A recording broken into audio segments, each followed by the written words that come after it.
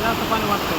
नमस्कार, मी बाबासाहेब टेकाळे प्रशासनाला विनंती करतो की शहागडच्या पुलावर जवळपास 2 किलोमीटर पाणी आहे आणि प्रशासनाने वेळीच गोदाकाठच्या गोदाकाठाच्या ज्या गावचे लोक आहेत याची विचार करून याचा सतर्कतेचा विचार करावा की ह्या लोकांना काही नुकसान जर झालं या पाण्याचा तर प्रशासन जिम्मेदार राहील.